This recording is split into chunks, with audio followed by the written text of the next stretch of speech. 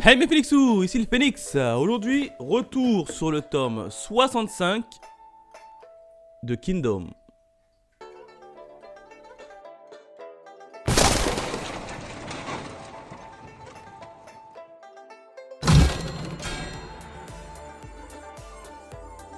Allez, comme d'habitude, retour sur la jaquette, jaquette qui est plutôt pas mal, puisqu'on a qui? On a tout simplement Riboku qui est dans la neige comme ça, qui est pensif et qui réfléchit.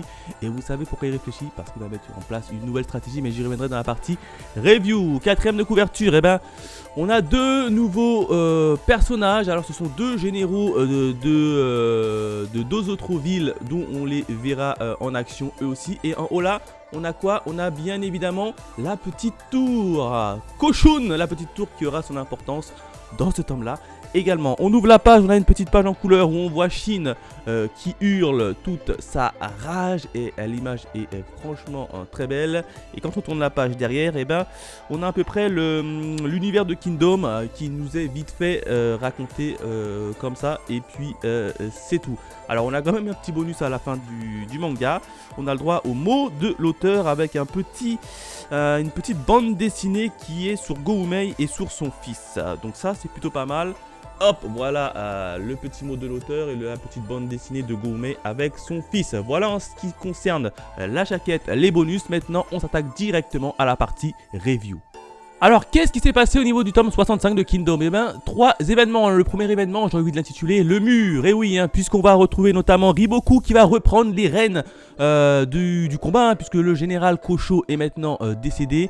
Et puis là, les instances de Zao n'ont plus vraiment le choix. Ils sont obligés de mettre Riboku dans les rênes. Et là, Riboku, il arrive.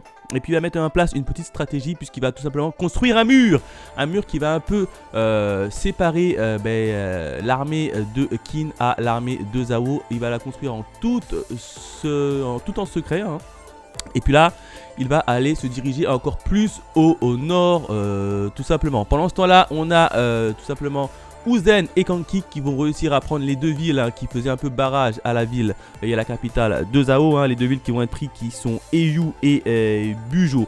Donc là c'est plutôt pas mal puisqu'on revoit Riboku qui va reprendre les rênes et directement il va mettre en place une stratégie et il va demander de l'aide aux pays du nord auxquels ils sont alliés.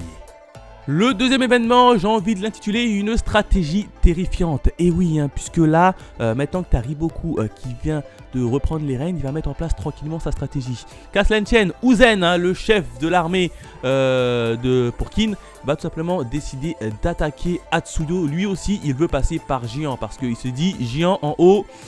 Ça peut être très dangereux. Si on prend Zao, on peut très bien se faire prendre en étau par la ville de Géant. Du coup, t'as Uzen et Shueiken qui décident tout simplement de modifier un peu leur stratégie et d'aller également vers le nord pour récupérer la ville de Géant. Et Uzen décide de passer par la ville d'Atsuyo. La petite ville d'Atsuyo, il va là-bas et directement il va essayer de prendre cette ville qui est défendue par Shun Shi-Kui, vous savez, le général aux cheveux argentés. Il arrive là-bas et puis ça va être tout simplement l'armée d'Uzen seule qui va essayer de prendre cette ville. Alors pourquoi Uzen n'a pas envoyé l'armée de Kanki? Tout simplement parce que Kanki, je vous rappelle qu'il avait décapité tout simplement plus de 100 000 soldats de Zao qui s'étaient rendus. Et là, la rage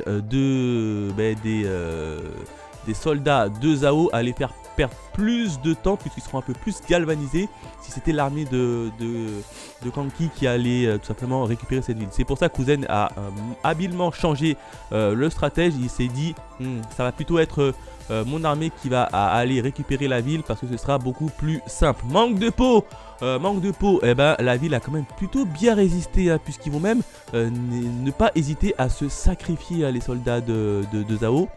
Ils vont littéralement jouer au kamikaze. Ils vont récupérer plusieurs hommes et puis ils vont jeter du haut de la tour. C'était quand même assez impressionnant. Du coup, on a le général Koakuko qui décide de faire une percée pour aller taper les généraux de Uzen. Il y va, il sort, il fait une grande percée, sauf qu'ils sont très vite stoppés parce qu'au départ ça a marché plutôt bien, et puis ensuite t'as Uzen en personne qui est venu aider un peu son armée et ils se sont un peu fait stopper. Du coup la sortie a échoué et ils se reportent sur qui? Ils vont se reporter sur Kanki. Alors Kanki, lui, il a une place un peu plus loin puisqu'il était chargé de protéger tout simplement d'éventuelles fuites ou d'interventions extérieures. Du coup, tu as les généraux de Zhao qui voient Kanki tranquille en haut de sa colline, qui les nargue un peu. Ils y vont clairement sur lui, et au même moment où ils arrivaient pile sur lui, et t'as l'unité Ishin qui arrive et qui s'interpose et qui réussissent à descendre quand même et à tuer un général. Shin, il arrive et il tue Ryu Hakuko tout simplement. Alors t'as les soldats de Kanki qui voulaient pas le tuer, qui voulaient le prendre vivant pour un peu le faire souffrir, parce que ce qu'ils avaient fait à leur pote la Raido, ils voulaient tout simplement le faire également à Ryu Hakuko, sauf que Shin il est venu, il a coupé directement la tête de Ryu Hakuko et puis il s'est dit ça suffit, arrêtez de faire n'importe quoi, nous on est là en guerre, on n'a pas le temps de jouer à votre petite niaiserie. Du coup, t'as l'armée de Zhao qui se fait littéralement stopper et ils n'ont pas eu le choix de rebrousser chemin, et évidemment la ville d'Atsuyo est également en tombée et t'as Shun Shishui et notre cher petit général Kohakuko ont réussi à s'échapper et ils sont rentrés dans leur bercail.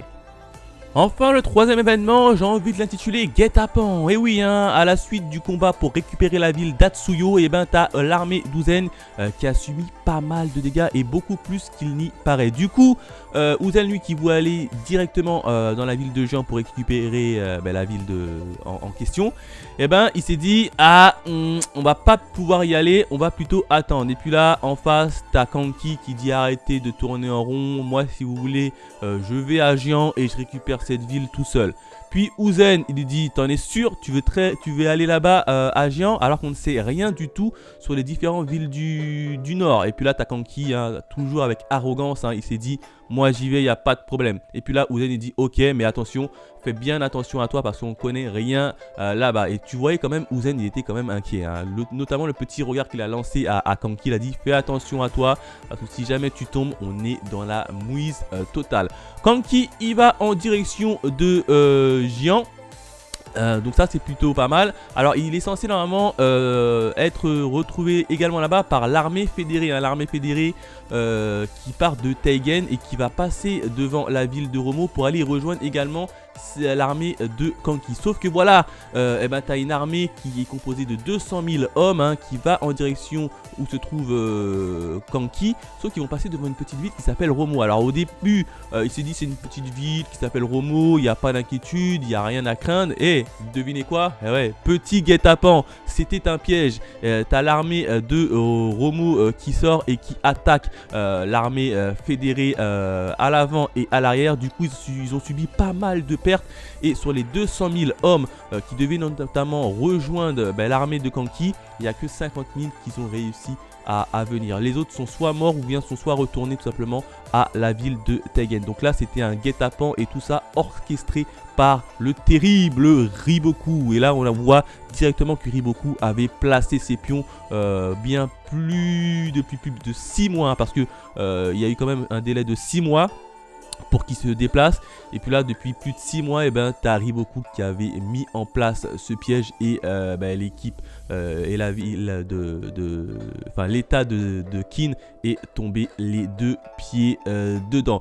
Du coup t'as notre cher petit Kanki qui entend que il n'y a que 50 000 hommes qui sont parvenus, se dit c'est pas grave, il n'y a pas de problème, nous on va récupérer la ville de Jian. Sauf que avant de récupérer la ville de Jian, il y a une petite ville qui s'appelle Sekirei, et ils veulent d'abord récupérer la ville de Sekirei avant de s'attaquer aux gros poissons, parce qu'on sait jamais, ils peuvent retomber dans un guet-apens. Et du coup, il va charger tout simplement Eki, le général Eki, de récupérer cette ville. Et comme vous le savez, hein, la fraude du général Eki, hein, pour moi, Eki, et il n'a pas l'étoffe d'un général. Eki, il est content, il a dit, il n'y a pas de problème, moi je récupère la ville comme vous voulez. Mais quand on sait que tout ce que Eki a fait auparavant, à chaque fois, Eki c'est foiré, hein. Bon, ça c'est une petite parenthèse personnelle, hein. Le général Eki pour moi c'est une fraude monumentale. Alors Eki place son armée devant ou tout autour de la ville de Sekirei. Il est prêt à donner l'assaut, il donne l'assaut et puis là d'un coup, eh ben, il rentre dans la ville et puis dit tiens c'est bizarre, il n'y a aucune résistance. En fait la ville était tout simplement vide, puisque tous les habitants et tous les soldats ils se sont barrés à Jian. Et là t'avais Eki qui avait l'air un peu bien con quand même, hein, puisqu'il s'est dit merde, je pensais qu'il allait être confronté pour la première fois à une armée extérieure et que c'est moi qui dirigeais tout, etc. Mais en fait il s'est avéré que la ville était tout simplement vidée, donc il a récupéré la ville assez facilement. Et encore une fois on peut voir Eki qui n'a pas su repérer les différents moments, comme quoi qui disait que la ville était un peu vide. Donc là encore une fois Eki il est irrécupérable, ce gars. Pour moi Eki il ne mérite même pas d'être général. Bref, en tout cas Eki a réussi à récupérer la ville et puis là ils se tournent tous vers Jian et ils sont prêts à aller attaquer Jian. Voilà ce que je pouvais dire sur le tome 65 de Kingdom. Encore une fois, une très belle lecture, hein. Et là, on a le retour de Riboku. Riboku qui a placé ses pions, qui a mis en place sa petite stratégie depuis plus de 6 mois à l'avance. Et puis là, tu as l'état de Kin qui tombe les deux pieds joints.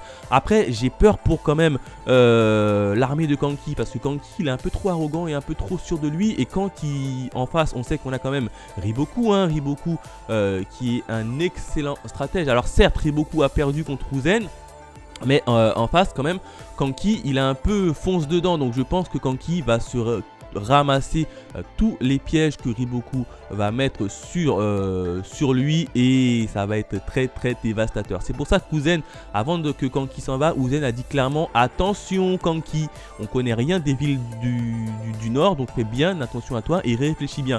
Et tu connais comment Kanki il est, hein, il est impardonnable. Kanki il réfléchit limite à l'instinct. Kanki, pour moi Kanki c'est plus un général instinctif qu'un général cérébral, hein. Clairement le gars il y va à l'instinct. Attention à Kanki, puisqu'en face on a quand même Riboku. Bref, belle petite lecture. Si je devais noter sur 5, et ben je leur ai mis la note de 5 sur 5 parce que c'est tellement excellent. Kingdom. Voilà ce que je pouvais dire sur le titre, le tome 65 de Kingdom. Quant à nous, on se retrouve très vite pour de nouvelles aventures. Allez, bye mes Phoenix.